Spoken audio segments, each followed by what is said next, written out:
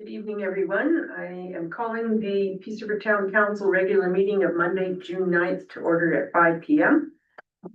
We have the agenda in front of us, but Mr. Rutherford, are there any additions or deletions? Not keeping that. Thank you.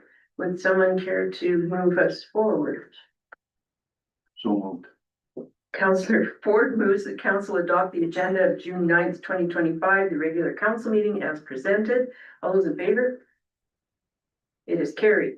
We also have the minutes of May 26th in front of us. Are there any edits to those minutes that someone has noticed? No.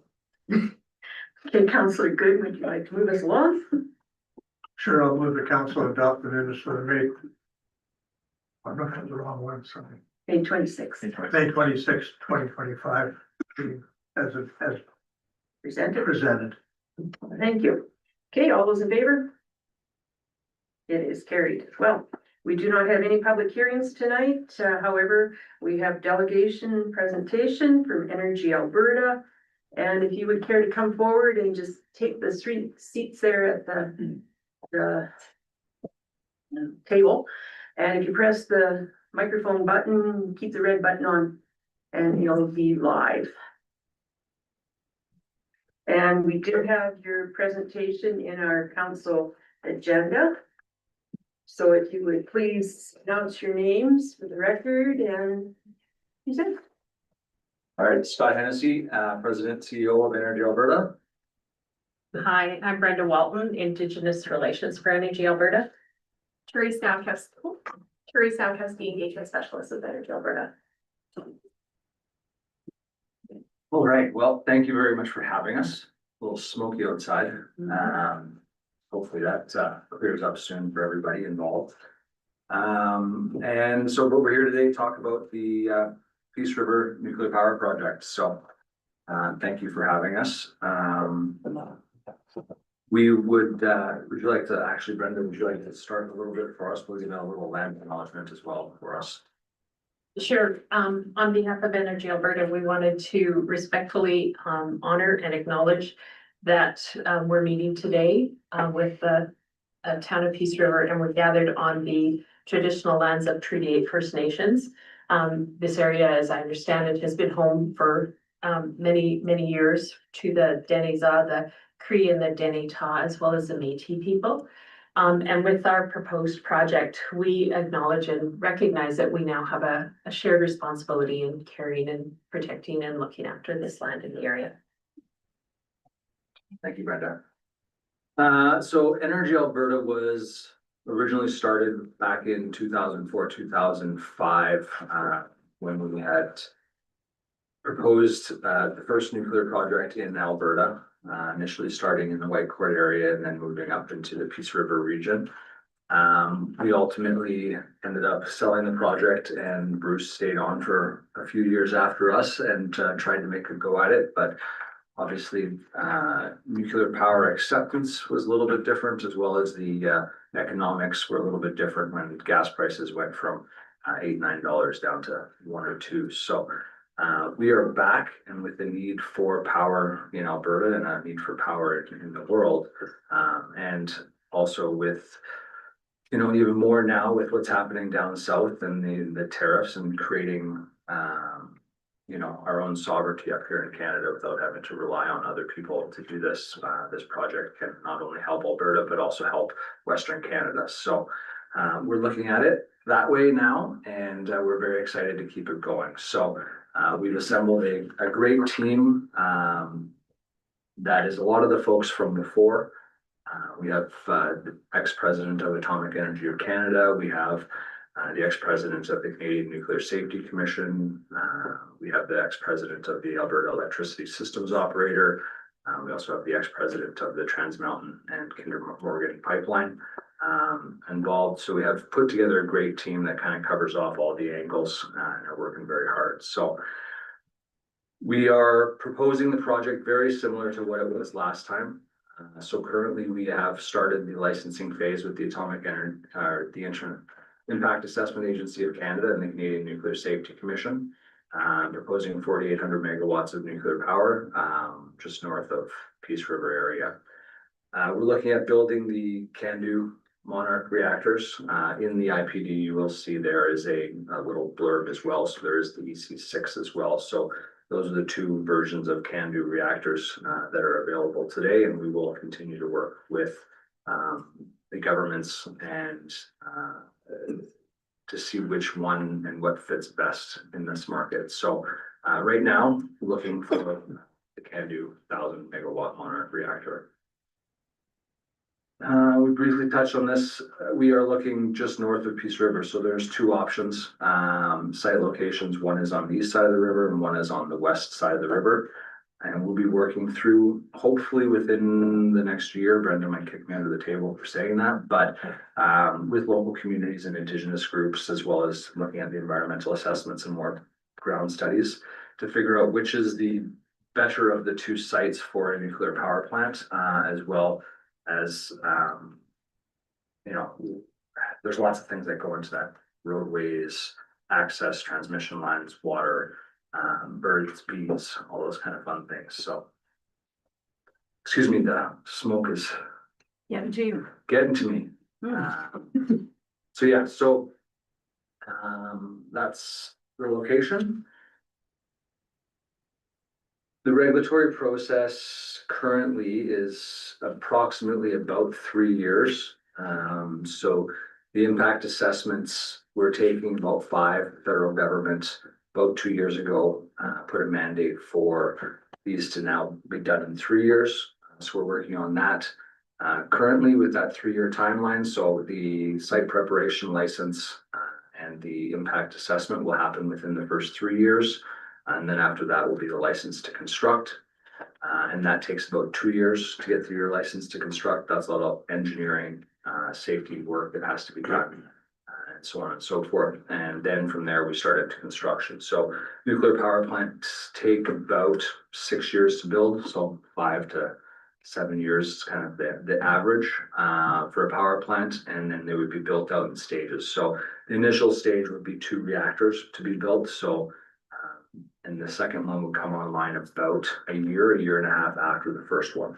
And you always build them now. People have learned their lessons over the time that in order to make even these reactors economical, you need to build 2 at one time. So New Brunswick has 1 reactor right now, and they struggle to make that thing economical and work properly. So they always build them in 2s. So currently CANDU is in AtkinsRéalis are building 2 reactors in Romania. So those reactors are a good example and will be able to guide us on timelines and timeframes as well as they move through that process. So we are currently working with the government of Romania through FLIR as well as project managers number 4 on those reactors down there. And then nuclear power 101. So how does nuclear power actually work? So process for nuclear power begins in the reactor with the uranium and the atoms splitting, and they cause and they break and they shoot around and create a whole bunch of heat. And that heat then produces the water that it's kind of hard to see on this. So it's probably pretty small on everyone's computers.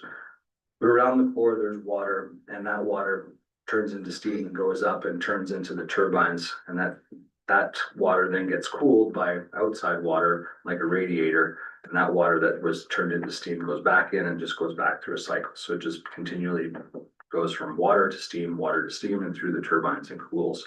And then the river, which we will take water from and into cooling ponds, that water just goes in and it's like the radiator. So it never goes in contact with anything. It's just used to cool the steam into back into water and goes back in. So the water in the cooling ponds is just replacement water for evaporation. So just like if you were to have Lac Cardinal, it goes up and down with the seasons, same with our cooling ponds. So, but our cooling ponds need to have a certain amount of water always in them in case there is an emergency situation, that we have enough water on site to manage. It's 4 weeks or something like that worth of water. So that's the basic. Nuclear power is exactly the same as natural gas generating station, same as coal generating station. They all do the same thing. They all turn water into steam, and steam turns turbines, and turbines make electricity. And so on to the fun stuff, nuclear waste. Everyone loves to talk about the waste. So currently, the Canadian Nuclear Safety Commission and the Nuclear Waste Management Organization are working on their first site, the DGR1. And that is where the majority of the used fuel will go to. They have just started the process for DGR2, where there will be a second location to store excess nuclear fuel. The nuclear fuel that comes out of the reactor, it takes about 10 years to go from the reactor to the cooling ponds, and then from the cooling ponds, it sits there for about 10 years up to 20 years. From there, it goes into these containers that you see, which should be stored on site at this point in time until the Nuclear Waste Management Organization is ready to take them from us. But those containers are stored in a facility that you can walk in. So once they go into there, you can go up, me, you, my kids, your kids, anyone can go up and touch those containers. Totally safe, and the waste is managed and has been managed around the world for the last 45 years with no incidents. So it is still something that has to be dealt with. And there is deep geological storage facilities around the world that are being operated today. And we can continue to use them as examples as Canada moves forward with their plans for deep geological storage. And then now we're on to Brenda. The fun stuff, the regulatory stuff. Yeah, the fun stuff. Thank you. So Scott mentioned earlier the two agencies that are responsible for regulatory oversight of the nuclear facilities and projects in Canada. The first being the CNSC, the Canadian Nuclear Safety Commission. They're responsible and regulate the life cycle of the nuclear energy and minerals in Canada. And the Impact Assessment Agency of Canada, they're the agency that looks at the socioeconomic and the environmental aspects of a project. But we would also potentially work with other regulatory agencies as to coordinate things like licensing, permit, those kinds of things. So, but the main agencies that we would be working with are the CNSC and IAG. This slide shows, Scott talked earlier about some of the circles that you see at the top, and that's the regulatory process, the project timelines, and he kind of broke it down by years that it would take. But if you look at the square boxes below, those are the engagement activities and conversations that we would be having with communities during those phases. So in the impact assessment planning phase, we filed the project IPD, the initial project description, and we've been having some initial conversations with communities. We're looking at frameworks for engagements, and we're gathering input into the scope of the impact assessment. Under the impact statement, that's where we start to really get into some of the field studies, gathering Indigenous knowledge, looking at siting, Scott mentioned earlier, but also jobs and procurement and workforce housing and safety and emergency kind of matters.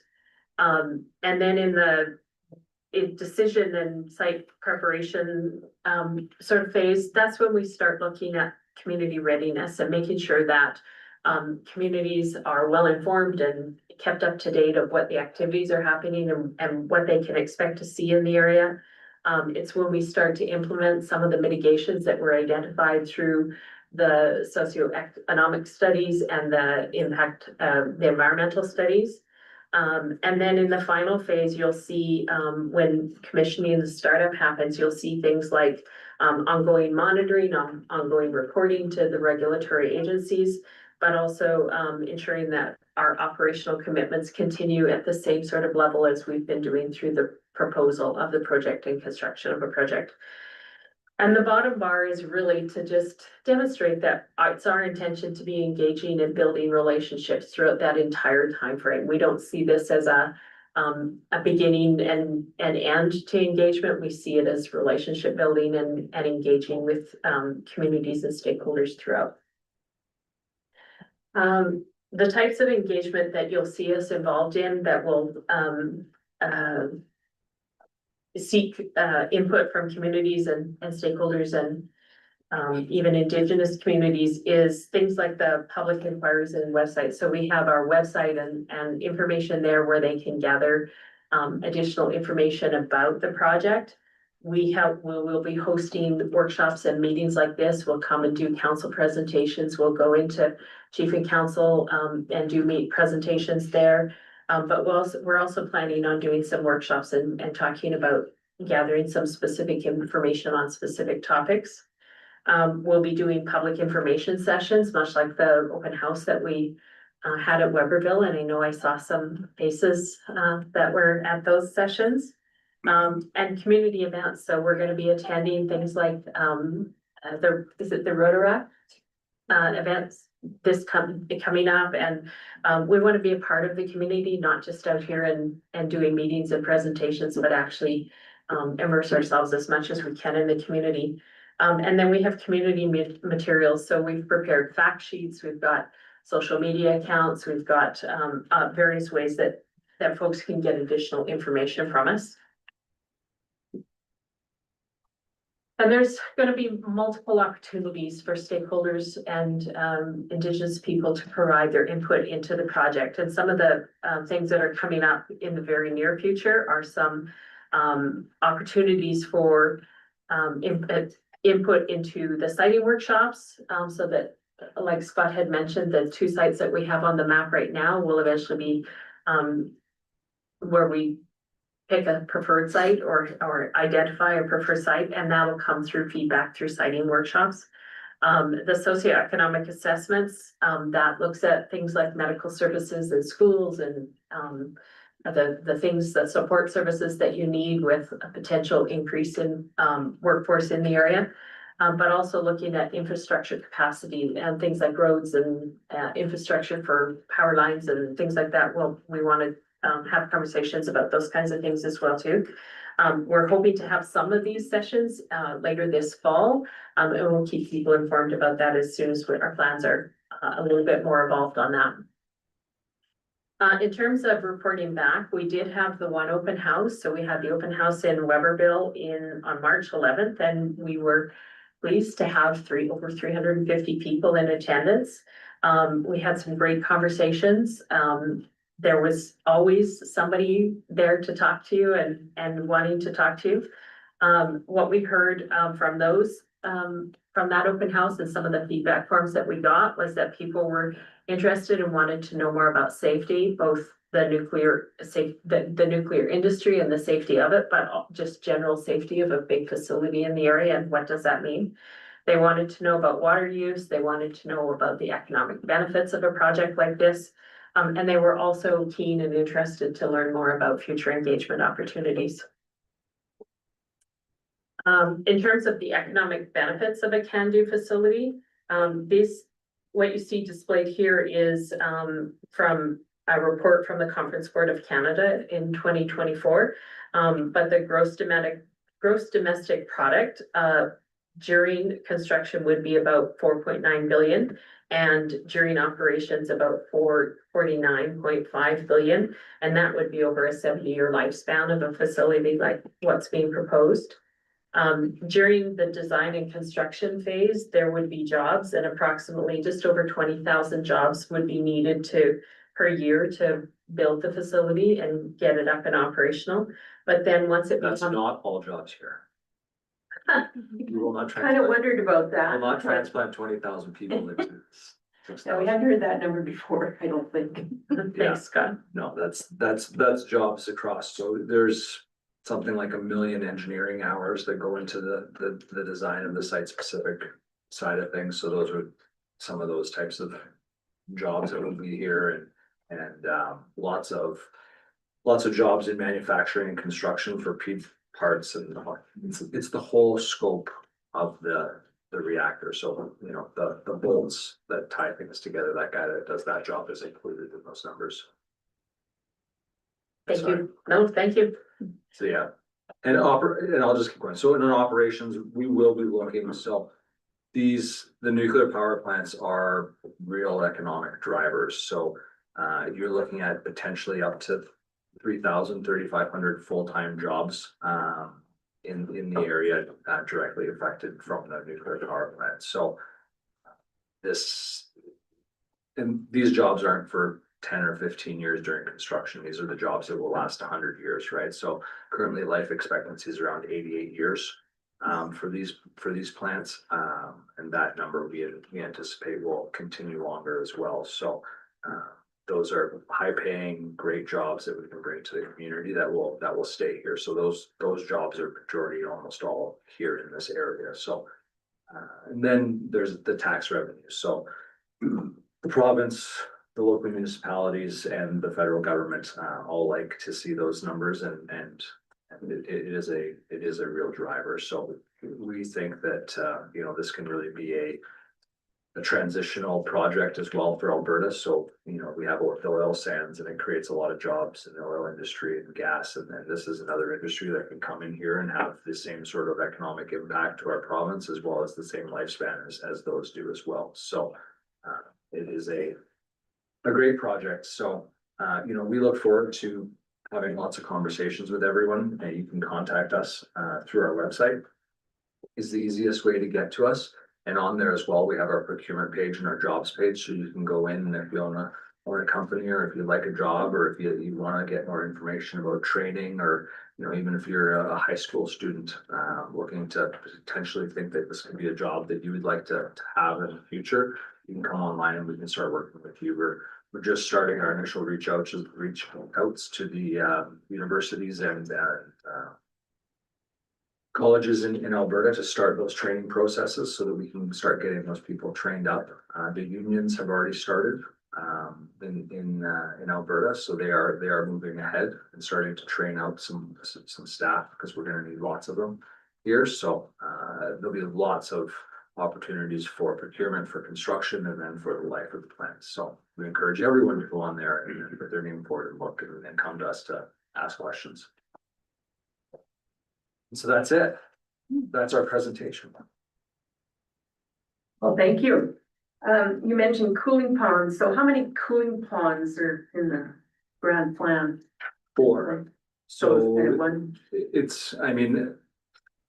essentially it's one cooling pond broken up into 4. So they all have to have a backup pond. It's just like everything else in the reactor. There's always a backup. So if something were to happen with the liner in one of the cooling ponds that started to leak, there's always a backup.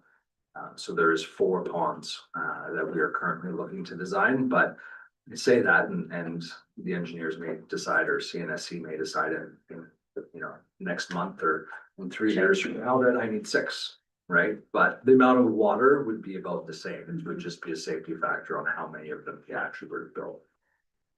and the whole project with the 4 reactors, how much land will that encompass eventually? The 4 reactors is about 103 acres. So it's not large. There is some auxiliary buildings and parking lots and then other stuff in there that would be larger than that. But the scope of those things we'll see that as the project progresses further, what we'll need. But the reactor buildings and the actual making power is about 103 acres. So relatively small. Less than a quarter section, I guess. Questions, counselors? Sure. What does I know it's a long way off, 70, 88 years, whatever, what does the decommissioning process look like? So decommissioning will be addressed in our whole proposal, so we won't be able to have a license until we have the decommissioning plan as well. So we will be working on that. There is examples already in the US of decommissioned, and I think a couple in Europe of decommissioned sites where they have now been completely decommissioned and back to the original state. So there is examples of nuclear power plants being able to land being put back to what it was before, where people are out riding bikes and pathways and doing everything that was being done on them before. And in this case, it would be back in farmland. So whether that happens in 100 years or whether that happens in 150 years, I don't know. Yeah, that will all be addressed in the licensing process. but it has been done, that's really. Other questions, counselors, at this point in time? Nothing. So you mentioned that you foresee some public engagements, basically more in the fall is when your timeline would kick in That's right. and then go forth from there. Yeah.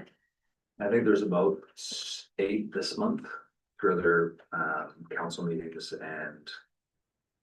Presentation. Presentations, and we're, we have the golf tournaments and Those count as well, do they? races. Well, just about in the community, so Yeah. we'll be there with desks, so people can come and talk to us and ask questions, and you'll see that more and more as we continue to move along the process. Yeah. And you mentioned you're at River Days on 20th, 21, 22. 21st, yeah, we will be at 21st. the Man's Landing and Yeah. Expo. Okay, great, great. Counselor Shannon? So for different organizations that want to engage you, you're open to meeting with I belong to a different ones that would probably like to engage with you, so you're open to meeting with different organizations at this point? Yeah, anyone who wants to meet with us, we're happy to meet, whether that's in person or virtual, whatever works the best for anybody. I mean, it doesn't need, if someone in the high level chamber wants to have a meeting, we're happy to go out and talk to them and educate and go through this. So we've done a few in Calgary, and you know, we're open to talking with anyone who wants to learn more about what we're doing. Any other questions, counselors? We just want to get to the hockey. Well, apparently there's one orange. Anyways, well, thank you very much for coming, and I'm sure we'll be talking in the future again, and good luck with your project and your engagements, and June sounds like a busy month for you. Thank you. Thank you, everybody. Thanks so much. Good to have you Safe back. travels.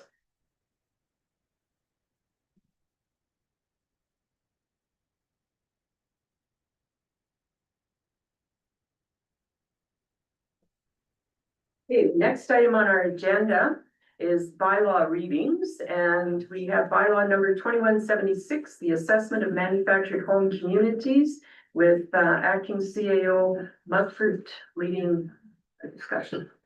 Thank you, Madam Mayor. I have before you this evening bylaw 2176, assessment of manufactured home communities. So on May 12th, 2025, administration prepared alternatives regarding the collection of property taxes for manufactured home communities. Council requested administration prepare a bylaw regarding the designation of manufactured homes and improvements within manufactured home communities, trailer parks, for council's consideration. Administration has historically struggled with the process of collecting property taxes from residents of mobile home parks within the municipality. Currently, the town taxes the lands by way of a levy sent to the trailer park owner, and then a separate levy is sent to individual residents of the park for taxation on the mobile homes and improvements. It's the latter levy that the town is having trouble collecting property taxes on. This difficulty arises because mobile homes are more akin to vehicles than traditional houses, as they are not titled or registered with the Alberta Land Titles Office. So this has resulted in revenue shrinkage and impacts many municipalities across Alberta. I included a table of some communities that have adopted similar bylaws to this. So to address this issue, the proposed bylaw attached would make the park owners responsible for paying all residents' taxes. Those bills would then be passed on to the manufactured homeowners through rents or other means as determined by the park owners. The Municipal Government Act allows for this, and the relevant text is found in section 304(1)(j)(2) and 331, paragraph 1. Administration is proposing that this bylaw would come into effect on January 1, 2027, to give all parties an opportunity to revise their rental agreements and reflect on how to best implement paperwork associated with that. So the options before council this evening are to grant first reading to bylaw 2176, assessment of manufactured home communities. The advantages of this option are it would improve the collectability of tax receivables, as mobile parks already collect rent and have the most current owner information. Establishes a clear and consistent process for tax collection from manufactured homeowners.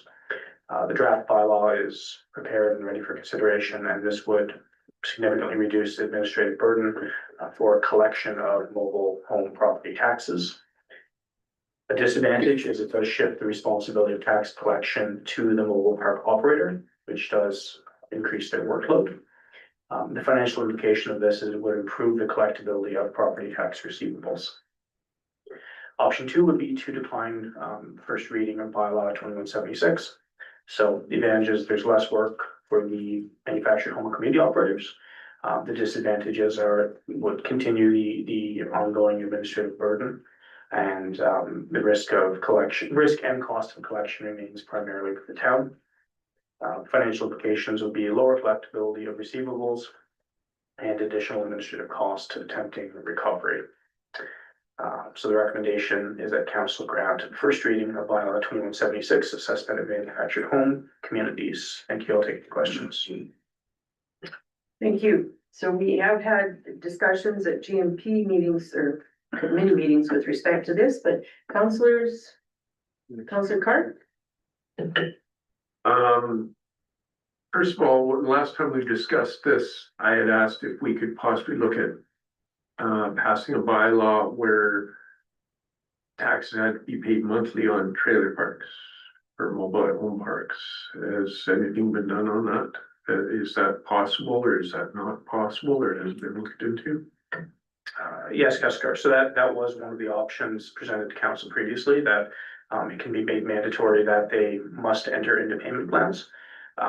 It doesn't resolve the underlying issue, which is if that property owner still doesn't, if they don't make those payments, as a municipality will still end up in the same spot, which is having to effectively use bailiffs to collect unpaid taxes.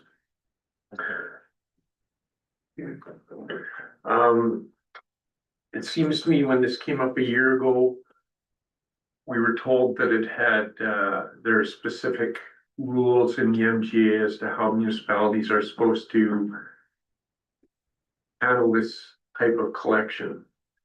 But we have not followed them for 7 or 8 years. I think you had said at that time. Is there a reason why we didn't follow them? I can't speak to all the specifics. I wasn't in my role during that whole period of time. I think because it's a challenge for municipalities, because in relative terms, we're dealing with small amounts.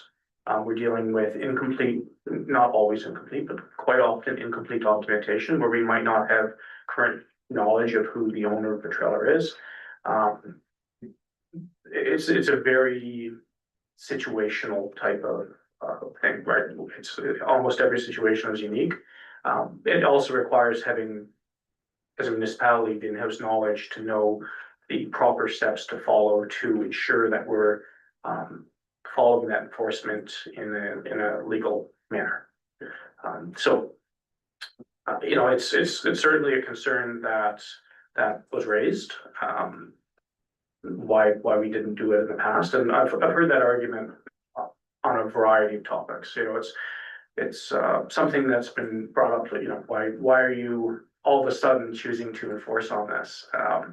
I really can't answer why certain choices were made in the past, other than saying the MGA requires that we do this, and it's what's fair to all taxpayers in the municipality that we do follow the legislation and ensure that everyone is paying their share.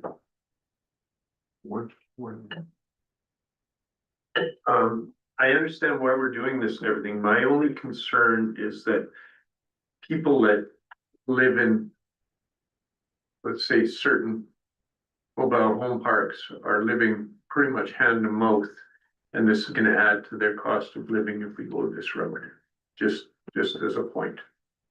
So just to respond to that, Councillor Cart, as part of my research for this bylaw, I reached out to one of the communities that had brought in the bylaw. So I contacted Vauxhall. They brought this bylaw in place in 2015, and they referred me. They said that from their perspective as the municipality, it's easy, but they referred me to the operator of the park in that community. So I contacted him and I said, here's the concerns that are raised, that it's going to add a significant administrative burden to the park operators.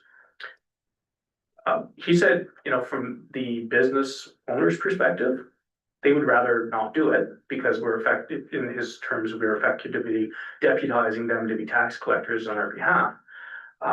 But administratively, he said, and they have several parks they operate, he said it's about $500 a year total per park from an administrative cost. So it's not a significant financial burden on them. Again, I've never done this, but I envision it would be a spreadsheet exercise. And as a park operator, you're already collecting your rents on a monthly basis. So you would just calculate what their share would be. And then, as we do with our regular payment plans, once we know what the current year assessment is, you adjust what you're collecting for the rest of the year to ensure that you're made whole. One of the other comments he made was in regards to cash flow. And so, you know, again, if you're similar to if any other property owner signed up for the tax payment plan, like myself as an example, I could start my payments in January. So I'm, you know, paying early for half the year, but then as I continue my payments throughout the year, I'm paying like, so it does ultimately even out in the end, all things equal. But it was a bit of a comfort to me that, you know, for that business at least, it was not a significant burden, because that is one of the concerns that was raised before, that because it's going to be more work for the park operator, they're gonna have to pass on that cost. They certainly can. They're a for-profit business. They can choose to pass on the cost. But it sounds like it's, in the grand scheme of things, a fairly negligible amount of cost for an overall for one park to absorb for the entire year. Thank you. Any other questions? Comments? With respect to the monthly payment, it's up to the owner of the park to figure out if he's doing it monthly or if he does as the town. He could say, okay, mobile owner, pay up at the end of the year, pay your whole amount in one lump sum. But chances of that happening is kind of weak, kind of thing. Absolutely, Madam Mayor. It's not, you know, this bylaw wouldn't impose a requirement on the park operator to collect in a certain manner. It's saying the bill for the whole park is going to them. They'll get a breakdown of as to how much they effectively need to collect from each of those other parcels, and it would be on them as to how they chose to collect them. Because if otherwise it's the rest of the taxpayers in the town that are going to pick it up. If it's not collected somehow. Correct, and there's other potential issues that have arisen as a result of not having this bylaw in place when it comes to, say, the disposal of an abandoned unit and things like that, where the cost of that would come from. Again, in my time here, I haven't brought any requests for write-off related to taxation on those properties before council, but that could be something that might come. That may be an option in the future, and you know, as best as possible, we try to avoid having to incur those costs, because it's borne by everyone else. Okay, any further clarification, Councilor Good? Well, in a lot of ways, I look at it in a way of a person, the business is running the business. For example, if you have a mall owner, if you have a building where you rent out different offices, you're paying tax on that building one way or the other, the taxes are being paid. And most landlords will, as a part of their doing business, figure what their tax bill is divided up amongst their tenants. And these people are in the mobile home parks are effectively tenants of the larger business. So for passing on the bookkeeping is much, to my mind, is much the same exercise. It's just worked out a little differently. However you do it. The other part is I'd like to see first reading given this for a couple of reasons. One of them is to give the park owners or any other people involved the opportunity to come and have their side of the story heard, which to a degree we haven't had at this point. We've had a bit of it, but I wouldn't mind the opportunity to hear more of that. So I'd be prepared to make a motion to grant first reading or to have first reading. So that is your motion? That is my motion. To have first reading of bylaw number 2176 assessment of manufactured home communities. Okay. Okay, so we have a motion in front of us. Is there any further discussion? Okay, everybody's clear on the motion? All those in favor of the motion? Opposed, it is carried. Thank you, Mr. Mumford. Okay, next up, we have bylaw number 2177, the nuisance and unsightly property amendment bylaw with Director Kress. So Director Cress had to leave on a bit of an Okay, emergency, yeah, so I'm going to do my best here. okay, thank you, Ms. Parsons. I'm just gonna pull up his report.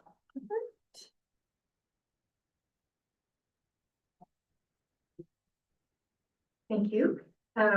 So as Director Kress is getting familiarized with our bylaws and starting to do some enforcement, he's just noticed a few irregularities that he'd like to correct, particularly to this one, the nuisance and unsightly property bylaw. The biggest issue being that the fine amounts were set as a minimum of $1,000 up to $2,500, which in some cases could be very reasonable, but in others, such as uncut grass, is highly punitive.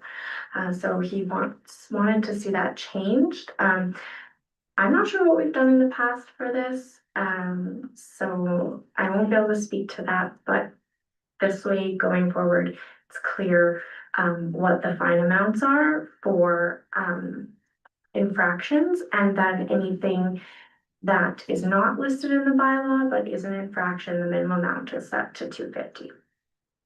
He also went through and just wanted to clarify a few other pieces. The appeal notice and enforcement officer, clarifying the language in there, particularly because for section 2, we took the appeal notice out of the bylaw, which was schedule A and B previously. That's more administrative. The notices don't need to be so formal or in a bylaw. They can ebb and flow a little bit. Adding a few more prohibited clauses for greater clarity and ability to enforce. So no blowing of grass or debris onto roadways, no parking of vehicles, RVs, or trailer on your front lawns except for loading, unloading purposes, and not allowing grass to become so overgrown that it represents a fire hazard, which is becoming more and more important these days. Again, already touched on this, removing the actual cleanup order and appeal notice from the bylaw. Those are forms, they don't typically need to be included in bylaws. Section 27, detailing the progression of the fine. So if you get a fine in the year and you have another infraction within the same 12 months, your fine would double. And then again, a third time, your fine would double for non-compliance within the same 12-month period for the same violation.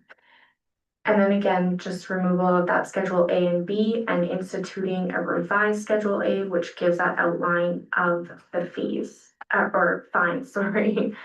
So at this point, we're seeking for second and third reading. But if council had any questions or needed to make some amendments were needed, then first reading and we can move forward with that. Happy to try and answer any questions. Thank you, Councillor Good. I just have one question. It may have been because I read it and didn't see it in here, but let's assume that there's a yard with, I don't know, waist high grass. Let's just throw it out there. Is there, yes, they're in contravention right off the bat, but is there a notice and like no fine on the first, are people given, is there a policy in this bylaw that you have the option, not the option, that the first step would be cut your grass within a certain amount of time. If you do that, you avoid the fine. I just see that in a lot of cases as a reasonable step to give people the option of doing it. It puts a bit of an onus on our bylaw people to drive around once in a while and see if there's anything that's like glaring.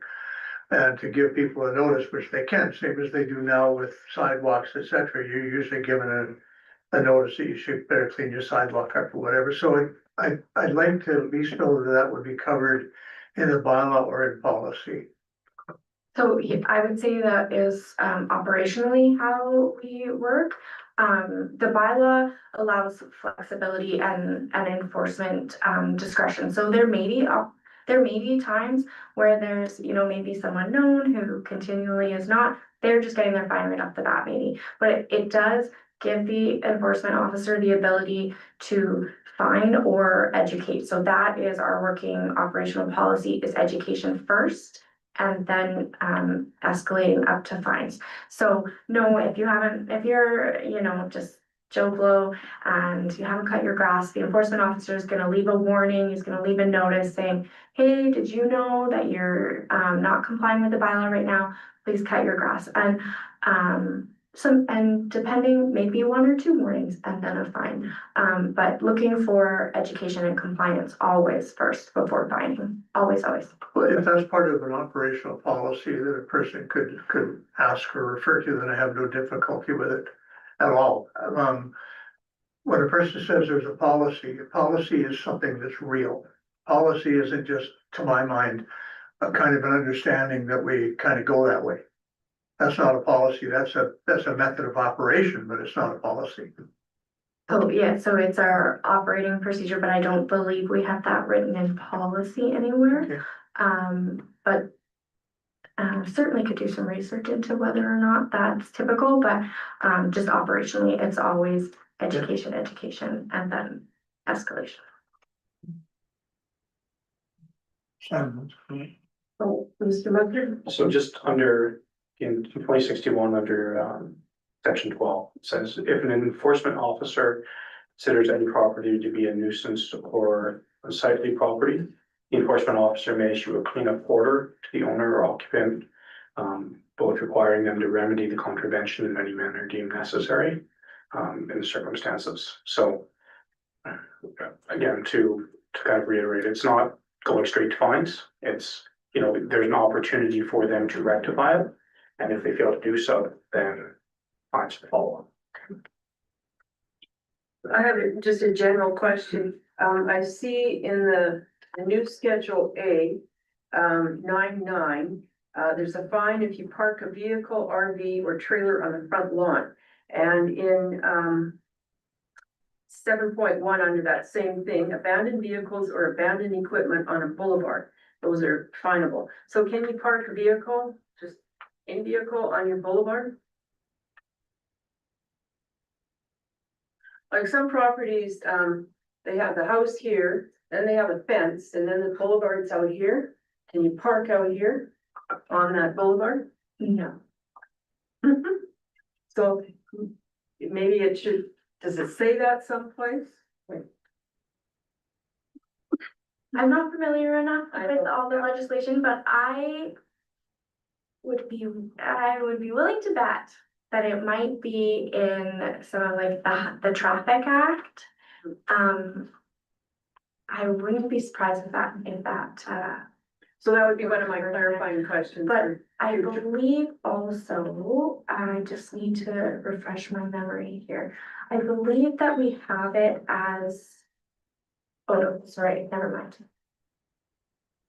But yes, a future revision, could include that. We could do, council also has the option, if you want us to look into anything, further, we can do first reading, tonight, go back and, look into that and fix it,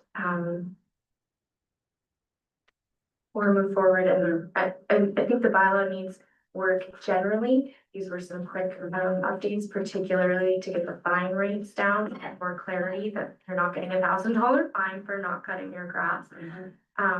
In general, I think the bylaw overall will probably need an overhaul within the next couple of years. It's getting a bit aged.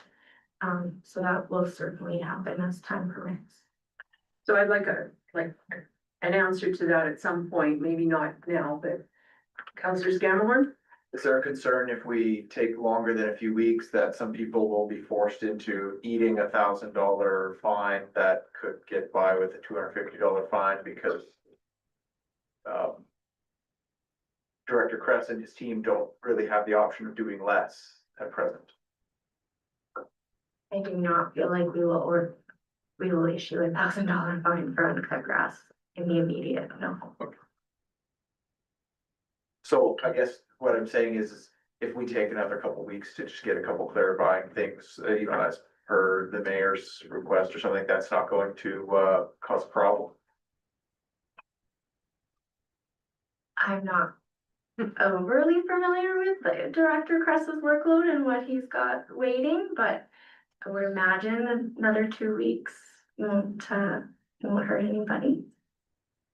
Well, I'm not necessarily, I just want the question answered. If I see a vehicle parked on a boulevard, okay, that's something that needs to be attended to, or it's okay. Not blocking anybody's view sort of thing. So maybe I'll just talk to Mr. Kress. How's that? Okay, let me do that. Councilor Carr. How do we collect these fines if they're assessed? Do we add them to the taxes? Do we take them to court? How are they collected? Gonna go with that, it depends. Depends how they're issued, no municipal fines, as far as I'm aware, cannot be put on to property taxes, so municipal fine, no. They just have to come in and pay them. However, the peace officers do have the ability under some circumstances to issue them as provincial, and then they come with a court date, and get assessed that way, they get tracked provincially, and have rules that come along with, payment for that, and a set court date, and you either pay or you fight it in court. The municipal fines are simply tracked internally, but they don't have the ability to be added to anybody's taxes or anything like that. Okay, anything further on the information? Would someone like to move us along? Council give first reading to bylaw number 2177, nuisance and unsightly property amendment bylaw. As presented. Great. Any further clarification, discussion on that motion? Okay, everybody clear on the motion? All those in favor of the motion? Great, it is carried. Does someone want to move us along? Councilor Shannon? I move the council give second reading to bylaw number 2177, nuisance and unsightly property amendment bylaw. Bylaw amendment as presented, that's good. Any further clarification at this point? Everybody's clear on the motion? All those in favor? It is carried. Councilor Fort? Thank you, Your Worship. I put a motion on the floor to allow bylaw number 2177 go to third reading. Yes. If I can speak to that, if we want to have things changed in it, we should defeat the third reading and have that done later. Because if we give third reading, then the bylaw exists as it is. Or we can just not bother to do third reading, am I correct? So, If you defeat third reading, then the bylaw is dead, there's no comeback from that. then my feeling is we should not do third reading so that it can be brought back with the amendments and the clarifications that we're looking for. So, You would have to withdraw it. well, you know, No, you just vote against it. This is only to place it, this is only to place If it. you for vote third reading. against it, So this is a motion to allow the bylaw to go to third reading, okay, sorry. and it has to be unanimous. So if somebody votes against it, then it's held until the next meeting. okay, so we're clear on Mr. Ford's motion? All those in favor? Get my hand up, is good. All those opposed? We'll go to third reading. I voted for. So it's 3-3 the next time. No, no, It no. doesn't, it doesn't, it has to be unanimous. Did you catch the total vote? It doesn't really matter, because It's not unanimous. placed for third reading must be carried unanimously, otherwise it fails. So besides the parking on boulevards question, was there Yeah. anything else that needed to be clarified in order for it to go for third reading? The fines, I think you want to have them delineated, Are they not? like the $1,000 fines modified to whatever the reasonable amount were. They are. New Schedule A on page 4 of 4. Or 37 of 82. Okay, so we're not going forward with, this, third reading right now, so is the only question the Boulevard one, as far as it's, and Mr. Good, are you clear? Are you okay with the way the fines are laid out here, or you would like the back of Schedule A?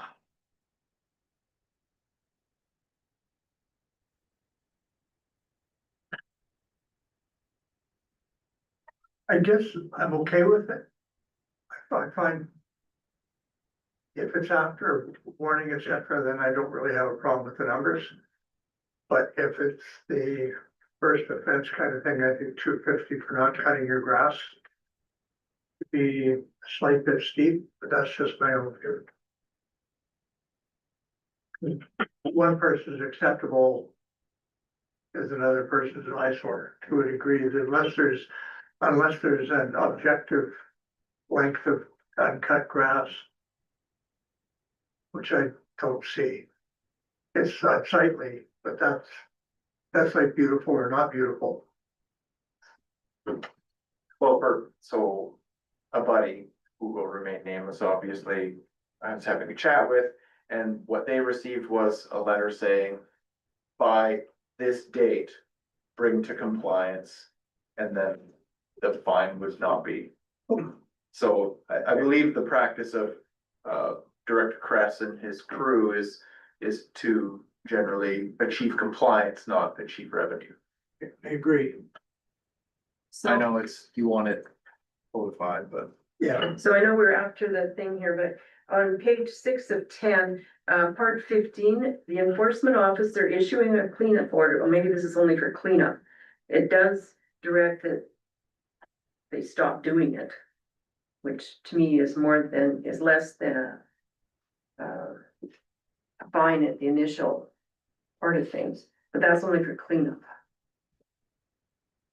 So anyways, maybe somehow that needs to be clarified in this bylaw as well.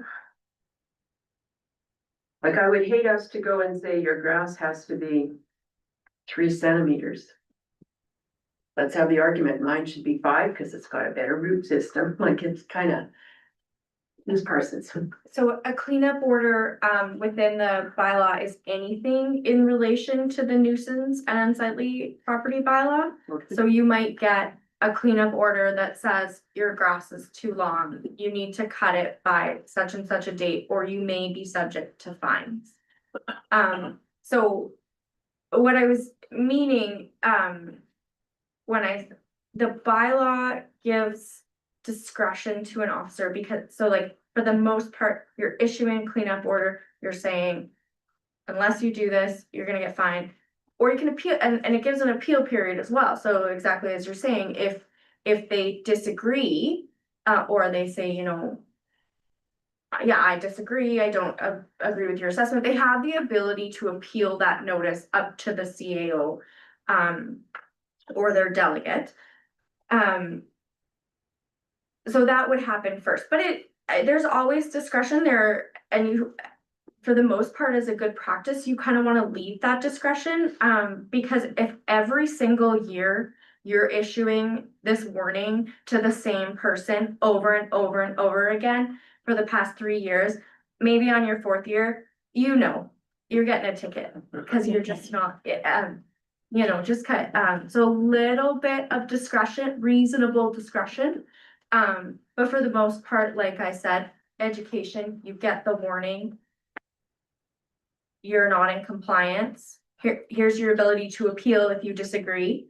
And then fine if non-compliance. Or they might come back and say, oh my gosh, I know, but could you extend this date a little bit, which we've experienced, you know, I can't quite get it done by then, but if I get it done by this time, is that okay? Yep, absolutely, we'll work with you. They're great at working, with people to ensure compliance and not just fine. Okay. Anything else to check up on?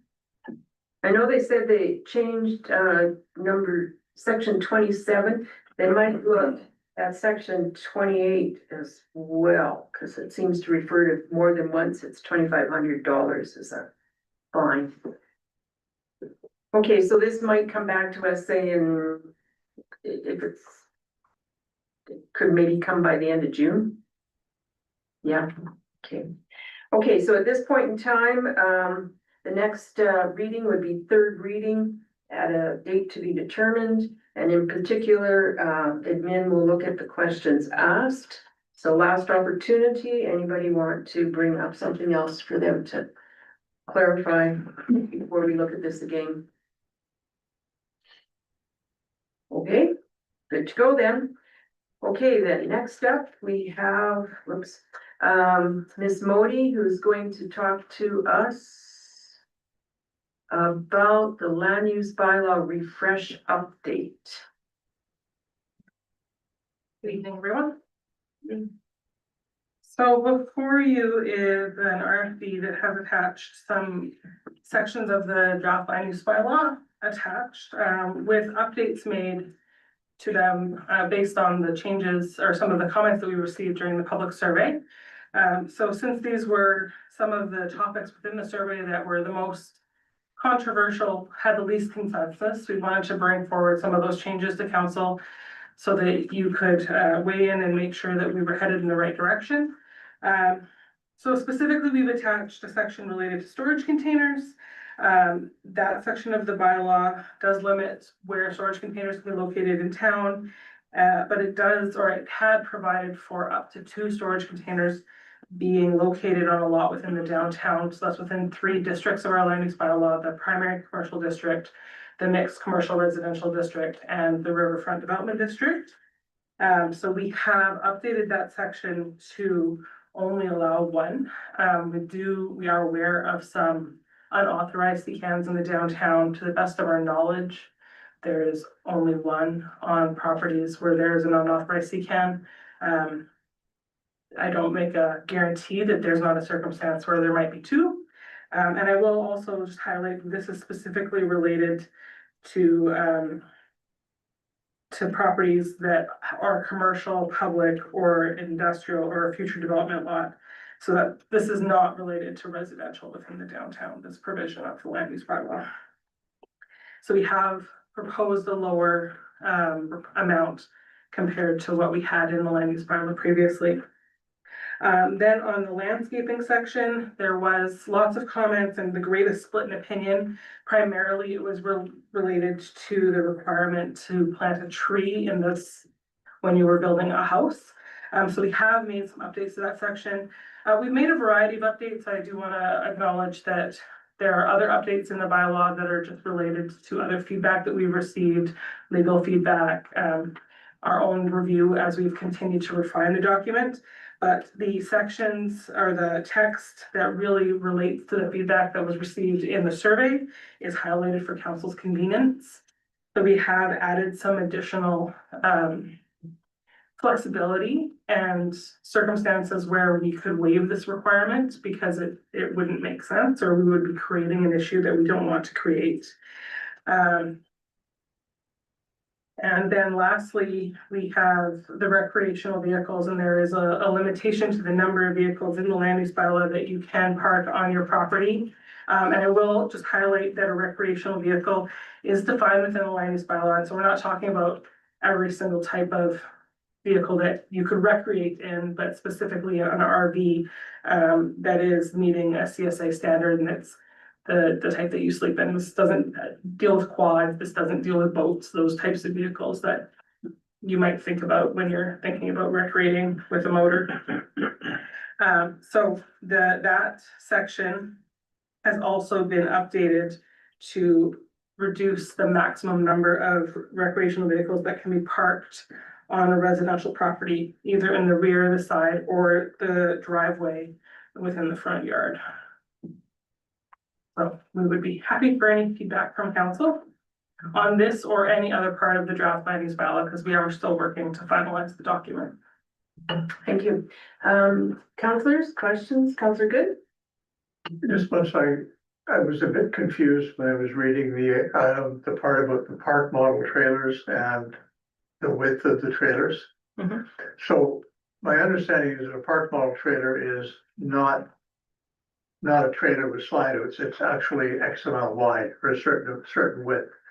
So, and also that it's normally for what they call semi-permanent use kind of thing.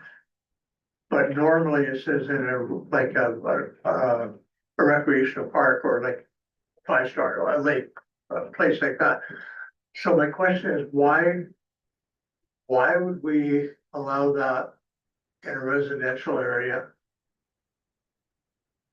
when we're not allowing a trailer with pullouts, et cetera? I mean, I understand that we're saying okay to it in this.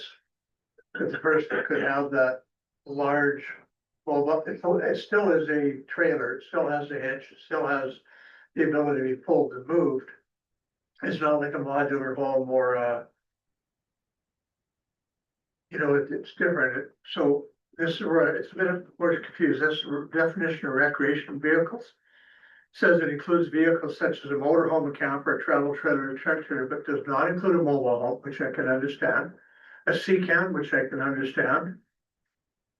Any vehicle over trailer over 2.4 meters, not including slide outs in width. This includes park model trailers. So the park model trailers are excluded. And I may not have a problem with it if I can understand the logic with it. It's just I don't understand the total why that would be allowed when you wouldn't allow something else. Okay, please go ahead, and then Mr. Fisher has a comment. Actually, if Mr. Fisher has a comment, I'll go first. Okay, Mr. Fisher. Yeah, thanks. Counselor Good, I think this section is specifically for parking, so storage, not use. It's not intending that the park model could be used on a residential lot. It's for parking, and storage, so. Right, but unless I'm reading it wrong, it's saying it's okay for them to have that on their lot. For storage. Because it's excluded from the recreational. Am I wrong? What section are you at?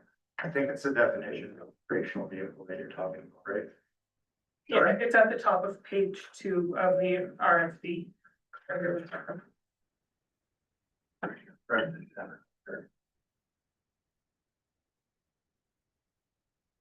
So in this case, I guess my reading of it is that this definition of recreational vehicle includes a park model trailer. So that means it includes, it does limit someone's ability to park a park model trailer on their property, not to use it for residential purposes. Okay, so it allows them to park the RV, but wouldn't allow them to park the park lot. Am I correct in what I'm understanding? I think it allows them to park an RV or a park model trailer. Park model trailer is excluded from recreational vehicles. Am I reading it wrong? It says this includes park model trailers And constructed. then maybe that should go in front of the Different part. exclusion, because when it says that there's these things, that includes that, a pronoun always refers to the last nouns. So I'll chime in here and going back to the previous thing. The way I can interpret this is, but it says, but does not include a mobile home, C-can, or any vehicle or trailer over 2.5 meters in width.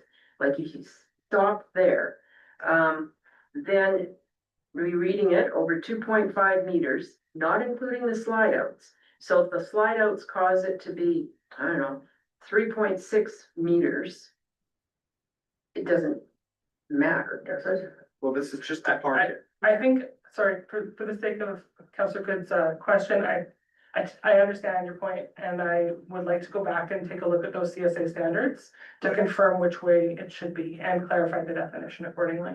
I did take a bit of time and look at the standards, there are differences, in the construction, et cetera, like that. But it does talk about what they were designed for, which was semi-permanent, but, you know, it did sort of talk about that, so.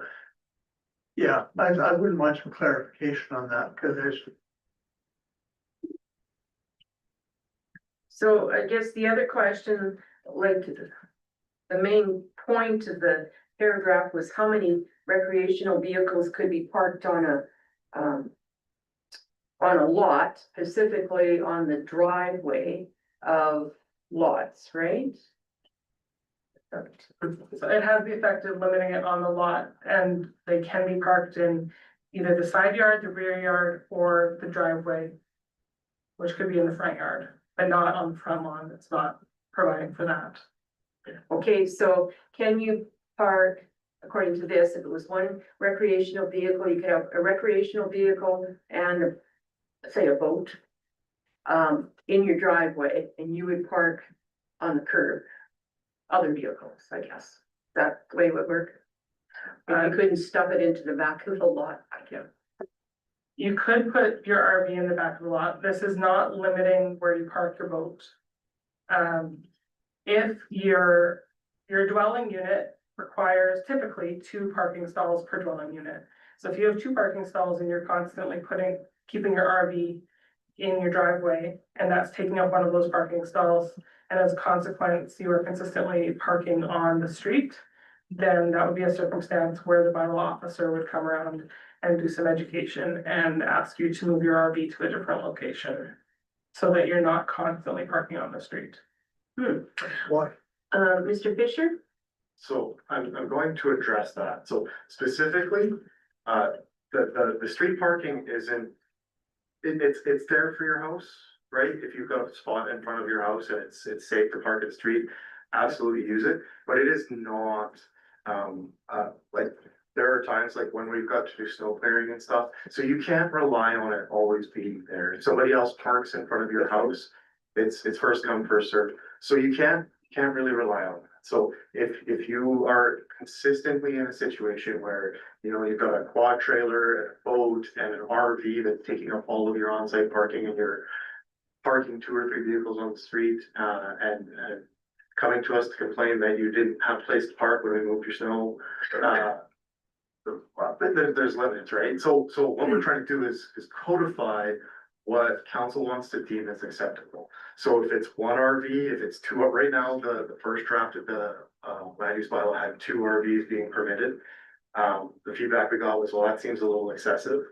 So if you want fewer, if you want to force everybody to no RVs stored on lot and have everybody pay for offsite storage, I don't think it would be very popular, but this would be a vehicle that you could use to do that.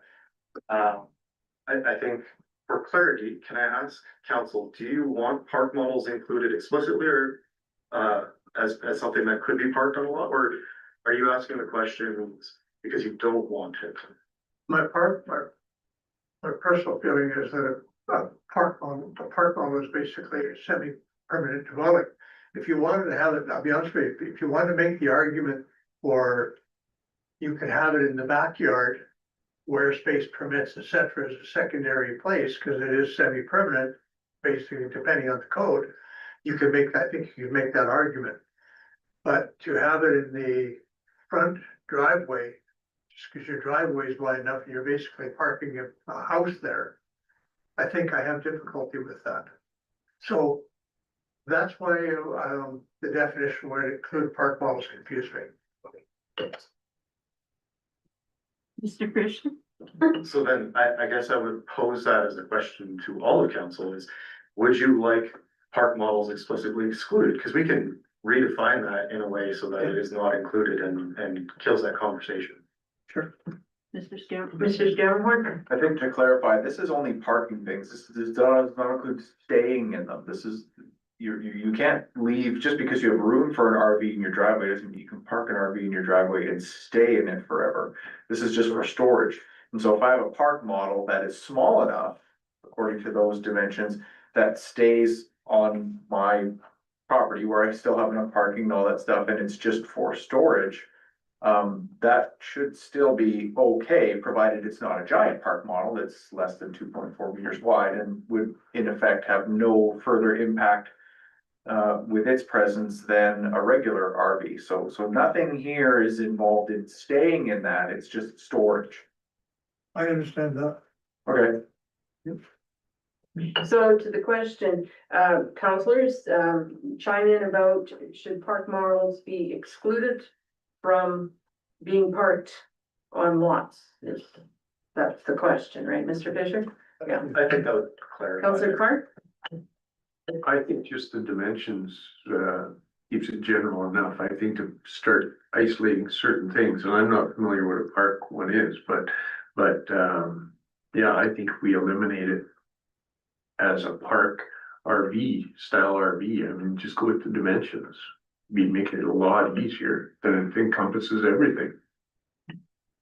My feeling is, my understanding of park models from what I read on, for example, as you're heading out of Grimshaw on the right-hand side, there's kind of a trailer affair. It's really, that looks kind of neat, and it's kind of cool looking. But I believe that that's a park model, and on Vancouver Island, they have semi-permanent places where people have those as their kind of summer cabin. Again, semi-permanent, recreational, whatever. And you're not allowed, in those areas, you're not allowed to stay in them all year. You actually have to vacate the park for a certain amount of time every year, so it's not lived in.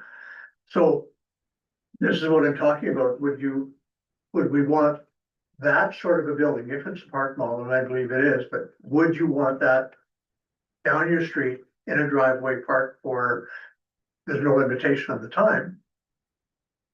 Effectively, something that's like a small house on a driveway, my feeling is no. That's just my feeling, everybody can disagree. Any other comments on the park model question? Well, how should we go forward here? My thought is basically that a park model, if it's portable, then it's somewhat like a travel trailer, but is it portable in that sense? Travel trailers can be pretty big, but if the limitation is 2.4 meters, is that the limitation on everything? Kind of, yeah. So 2.4 meters. I think it's that. 12. 16 feet or so. But could we, 2.4 meters. 10 feet. 10 feet is pretty small, thing here. Yeah. Maybe I'm reading this wrong again. In width, that's the deal. 10 feet in width, it doesn't talk about length, it just talks about the length, it's the type of the vehicle. So, I don't know, I need to look up what a park model looks like, I guess. I would like to do that. Vanishingly rare. Well, I'm thinking, are they really mobile? Park model trailer? Don't you go and park them someplace? They're mobile. Yeah, but you go and you park. They're meant to be Parked. permanent Yeah, log structures. yeah. They can be moved around, but they're not, it's like moving a mobile they're home, movable, but they're not. most convenient thing to move around. Okay, so I'm on the wavelength of no park model trailers then. Anybody else, yes or no to park model trailers? And no, The same. How many are for no park model trailers? I haven't yet to see one in Peace River anyway. Particularly one of size, but.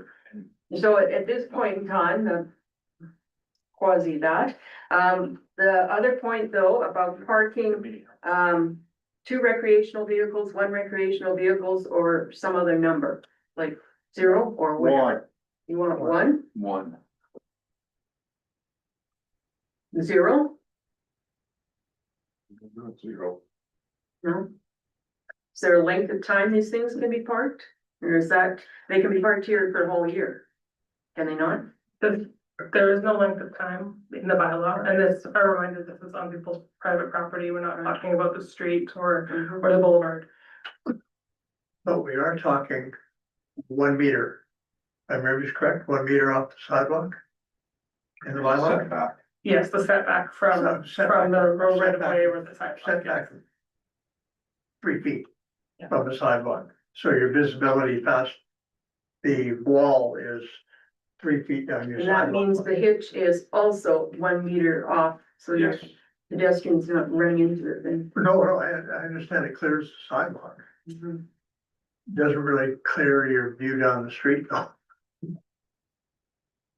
So, the majority seem to be thinking 1 recreational vehicle is okay at this point in time, is what I'm seeing here. So I don't know if that gives you further, we still come up for a first reading on this in the future and more discussions.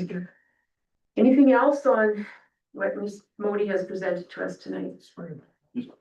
Mr. Forrest? So when we're talking recreational vehicles, so are we specifically talking about a trail, like an RV trailer? What happens if a boat person has an RV trailer and a boat? They're both recreational vehicles.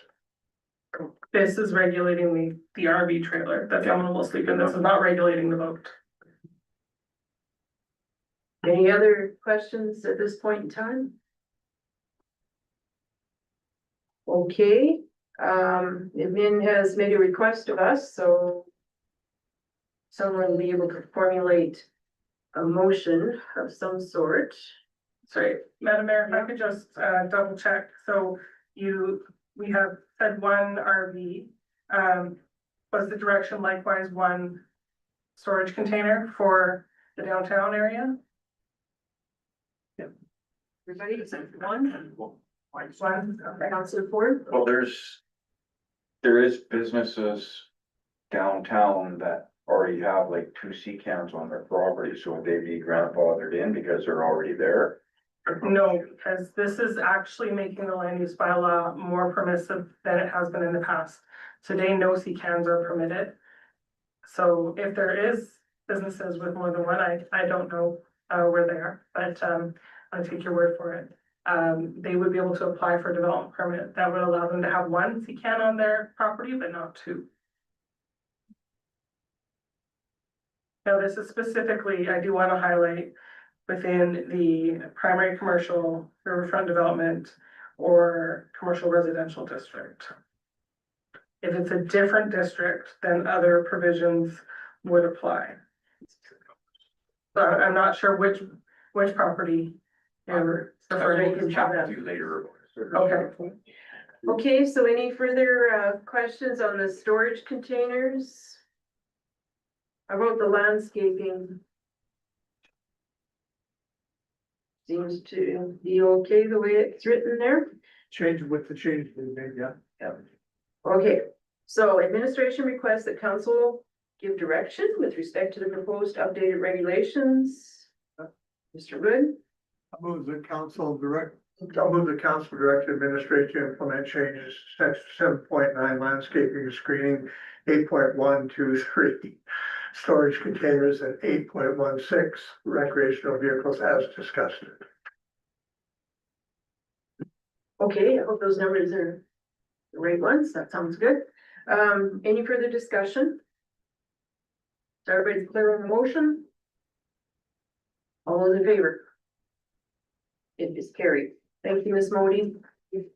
Okay, next up, we have reports and, One more. oops, sorry, I missed the Hines Creek. Okay, the Hines Creek Village of Hines Creek requests support in streamlining rural water testing in Alberta. Mr. Fisher? Yeah, so I'm gonna sit here because I didn't realize I was presenting this one this evening. Just for general background, all of the water testing in Alberta goes through sort of CROB lab or like the bacteriological testing. So anytime our town operators go and collect a water sample for making sure that it is it's okay from a bacterial perspective. Those samples get shipped to one of the provincial labs. So it gets shipped, in our case, to the U of A. They've got the provincial lab there. That also covers things like pools. One of the challenges that many communities, as you get further away from that major center, experiences is shipping to get the samples from point A to point B within a time period. For the samples to be viable, they can't have been frozen, they have to be delivered within 24 hours. And so it is not uncommon in more rural areas for samples to not be delivered on time, like we get it to Purolator and we miss their window, or their driver ends up sick, or there's bad weather. And so when that happens, we have to collect another set of samples, reship it. And it is formally a contravention, under the act. So we have to do the investigation and reporting. I don't believe that, anyone's really been fined for this, contravention. It's a thing that does happen. But we got a letter of ask for some, a letter of support for some initiatives. There's sort of three parts. One is to enable remote testing. So some automated testing results and to allow for local certified testing. To some extent, I agree with the idea behind it, but this is a public health initiative. All the results do have to be signed off by the chief medical health officer before they're deemed official. And I think with that option, it kind of opens up more regulatory stuff for municipal operations, right? In order for us to do laboratory testing like that, we have to get an additional ISO certification. That's a challenge. There's a cost associated with that. There's additional training. It's not just a really simple process. You can't just check the box and make it happen. And then the establishment of municipal shared testing pools, which is, again, it's a great idea and concept. Where you create a hub from a municipal standpoint, where one municipality has these resources, a bunch of people ship the resources to them, or the samples to them, and they check them. What I view option 1 and 2 in this letter as is really another way to allow the province to offload stuff onto municipalities. This is a provincial requirement. They do the testing. We pay for the shipping. It's not easy testing. And there's a health component here. I view this as a way of opening up the door for them to download another requirement onto municipalities. The third one I am fully in support of is opening another provincial lab in the province. I think it would make a lot more sense to open up a provincial lab in like a Grand Prairie. So that instead of having to make sure that our samples get to Edmonton by 3 p.m. in the afternoon, we can make sure that we get them to Grand Prairie. That makes it a lot more manageable for smaller communities to, if there are additional provincial labs set up. I think that's a spot where we could get support. I would be hesitant about option 1 or 2, so opening up like I said, opening up that door for provincial office. So my recommendation would be, if you were to support this, to support just option 3. Logically, on first glance, all three seem really great, but Okay, Councillor Scanlon. I move that council write a letter of support highlighting option 3. Okay, any further discussions on that? sorry, I think we're looking for direction as to whether to write a letter. Could I make one I think he said. recommendation? Yeah. To use the word specifying option 3. Friendly man? Yeah, friendly amendment. Specifying option 3 is the acceptable recommendation. So Ms. Parsons, let us know what you have written down for that motion, please. That council write a letter of support specifying option 3 as the recommendation. Yeah. Mr. Scanlon, Absolutely. any further discussion? I know this is a hard thing. A lot of the rules have dugouts and stuff like that that also have issues on the time frame. Mr. Boychuk? They were also looking for a seconder, we wanted to be a seconder. I don't think we'd make a good seconder. Okay, so the motion right now is to specify that we support option 3. And the motion does not speak to whether or not we want to say anything about seconding this at the AM conference. Do we want to leave it like that? Or do we want to do something further? Probably if they were looking for a seconder, they probably want someone that could give full throat support to all of their asks, and that would not be us. Okay, Mr. Boyers? Yep, okay, everybody is clear on the motion? And its intent? All those in favor of the motion then? It is carried. Thank you, Mr. Fisher. Next up, we have, where are we here now? Reports. And we have several council attendance reports. So my report for May is there. It seemed to be kind of a busy month. Got to talk to CDC a couple of times and a few things like that. And then we're up to Mr. Ford on his May report. And a big conference. And then we're up to Mr. Scammerhorn, who has a March, April, and May report.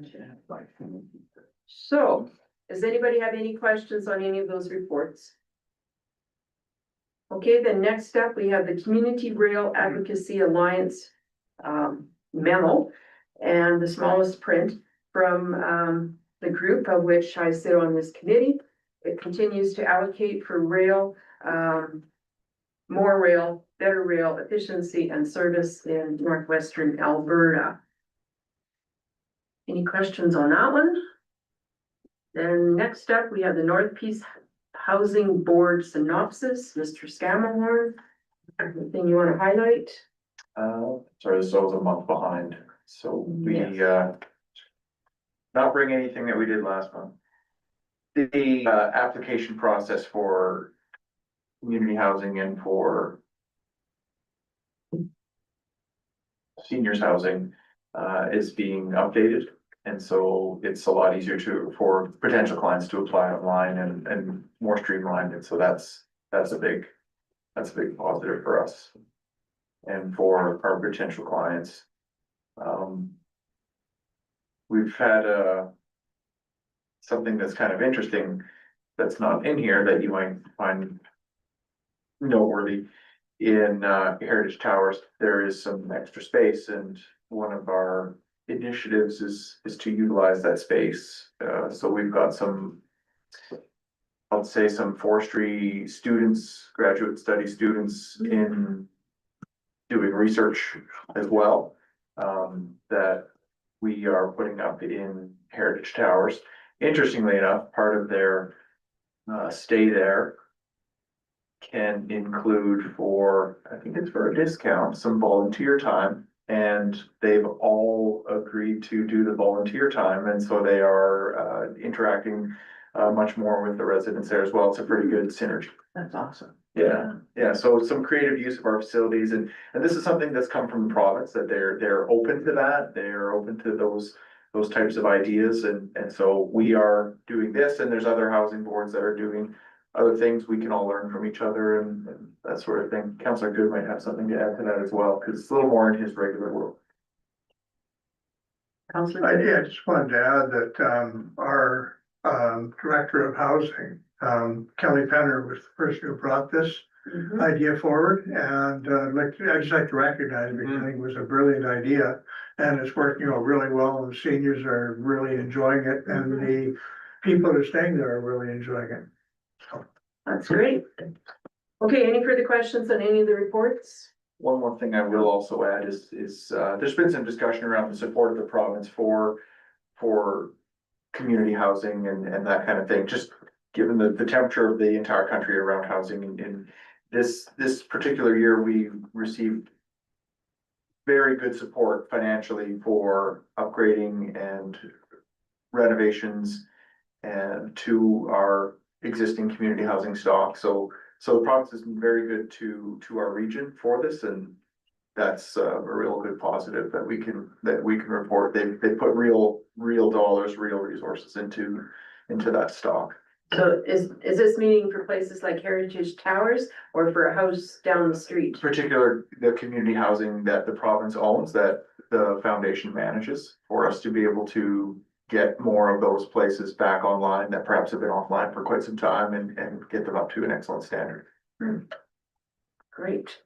Okay, any further questions or comments? Then maybe someone would move that council accept reports 9.1 and through 9.3 for information. Councillor Carr so moves. All those in favor? It is carried. Thank you. We have information package of May 30th, and you might have had a chance to check that out. There's graduation notices here. We congratulated the MP and the MLA for his new position. And there was, is it this one? That they talked about the grant in lieu's. And the province is not increasing. They are doing them at a 75% of what they should be paying for 25-26. So that's better than 50%. So we had that. Then we have the Emergency Advisory Committee meeting draft minutes. We also have the GNP draft minutes from June 2nd. So would someone like to move that council accept items 10.1 through 10.3 for information? Okay, Councillor Shannon, all those in favor? Great, it is carried. Do we have any notices of motion? None, your worship. Great. Okay, comments from the public. So I see we have public person. And so under our new procedural bylaw, members of the public must limit their comments to a maximum of 5 minutes and shall only address items contained in the meeting agenda. A maximum of 5 persons per meetings will be permitted to speak on a first come, first served basis until otherwise permitted by the chair. So if you would like to come forward and just turn on the red button there. And please state your name and tell us your information, please. Good evening, Madam Mayor and councillors, administrative folks. My name is Glenn Simpson. I've been a resident of Peace River mostly since about 1963, which is probably longer than most of you have been on this earth, let alone in this town. I won't ask you to disclose your ages, but in any event, You're at spot. that's your choice if you want to disclose that.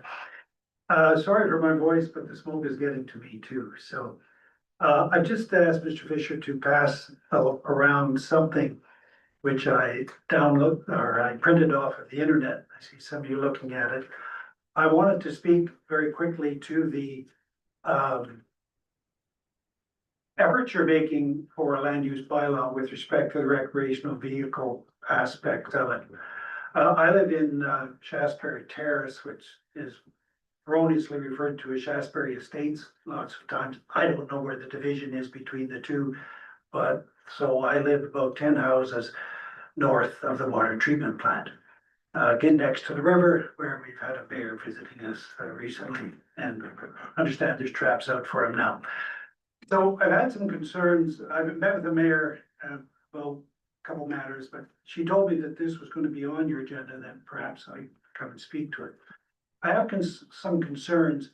Our area, I think what creates some of the problem is 2 things. We have large lots and we have some vacant lots. And when you look at a land use bylaw or any bylaw, I think what you have to do is look at what your objective is. Why are you doing it? And when you're doing land use bylaw and including it in recreational vehicles, what's the point? Is it taxation? Is it safety? Is it, what is it for? I have a view on that, and I think what you're trying to do is to make sure that your residential areas don't look like an RV park or look like an RV storage lot. That's the main thing, some safety as well.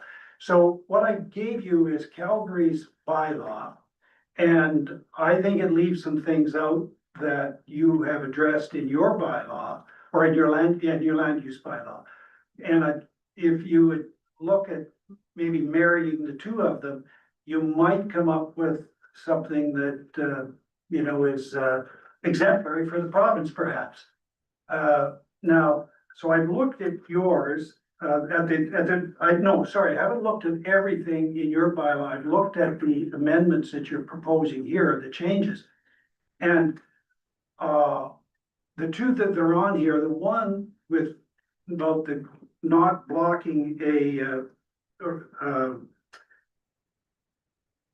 not occupy or obstruct access to required on-site parking stalls, that seems a little, hearing your discussions, that seems a little confusing.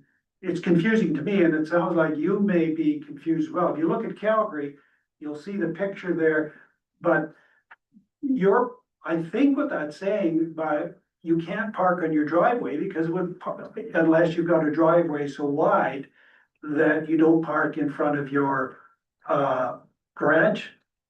And because you'd be blocking your parking stall, which comes back to, I think, Mr. Fisher's point of people parking on the street.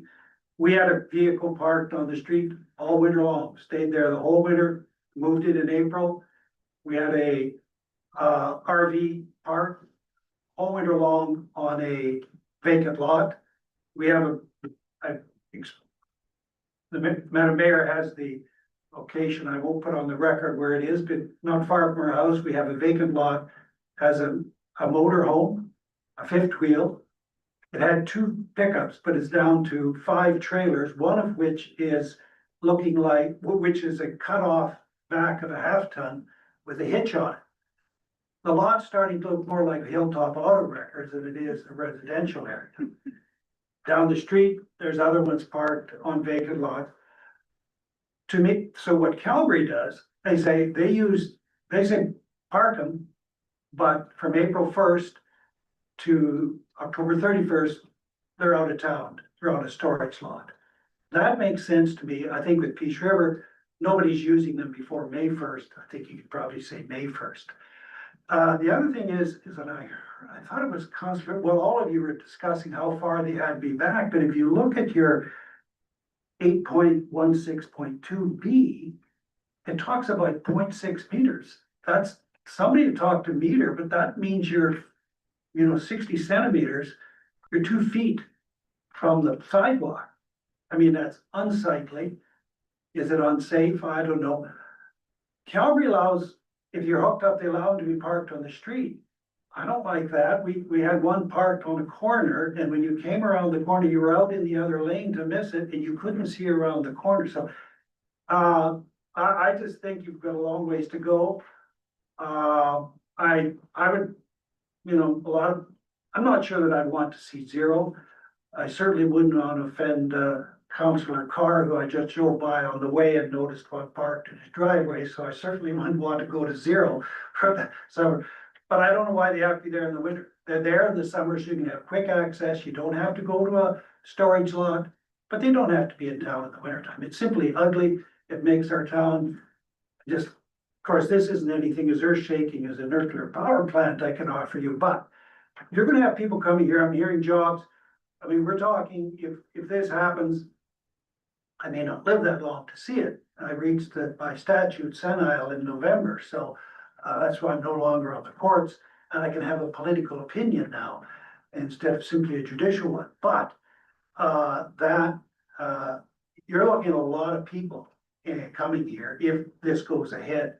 But Peace River is going to grow anyway, and we don't want our town looking like an RV park. We don't want it to look like an RV storage. So I like Calgary's idea. I think you've got some good ideas. If you have questions but if you read it, I think you can come up with something a lot better than what you have so far. And I just think we should be out of town by November 1st. And they don't need to be back in town before May 1st, and then you've got access. Nobody really uses them till long weekend anyway. Now, here's one suggestion as well, is that what you might do is give everybody some time to find them. If you put a limit of time on the May first to, if you have them out of town November first to April 30th, then give everybody lots of notice, make it a couple of years from now, gives the business people perhaps time to build a lot. I see there's a lot up by the airport. I happened to drive by it the other day when I was looking for some metal. But I think you can do a lot better than what we have so far. Let me look at my notes here.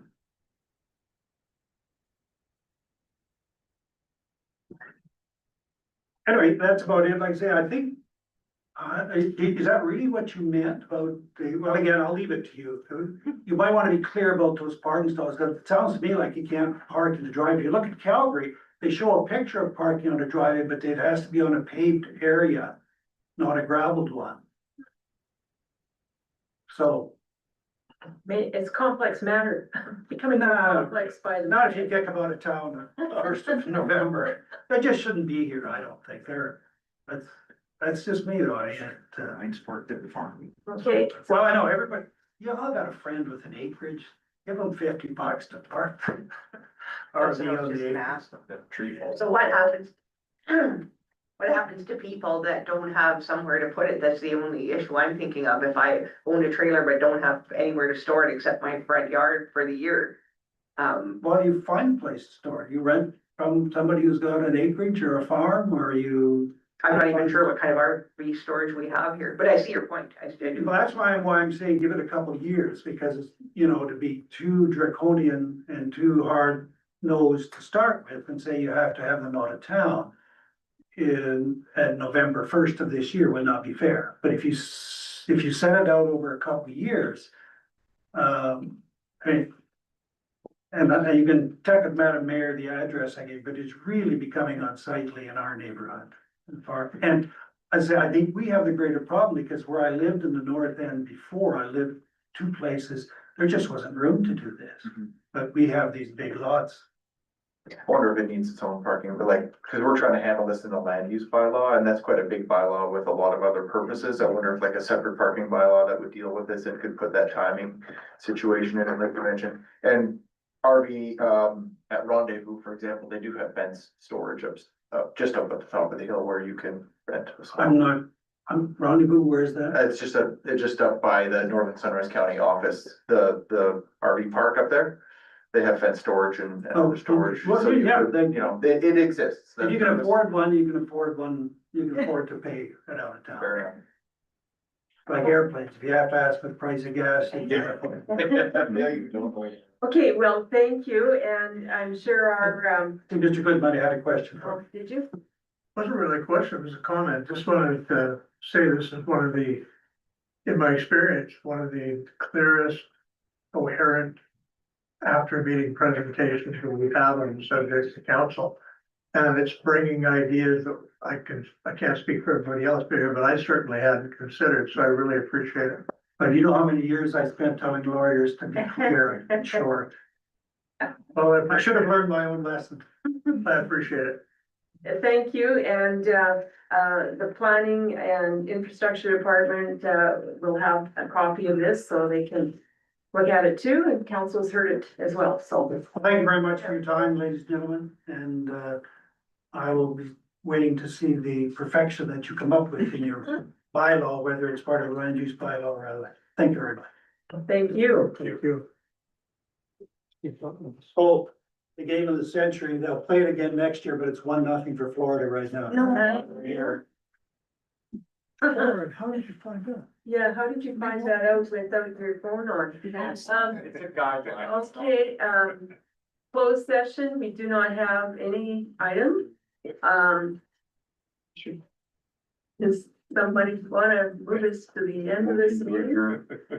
Mr. Ford moves that we adjourn at 6:48. All those in favor? Great, it is carried. Thank you.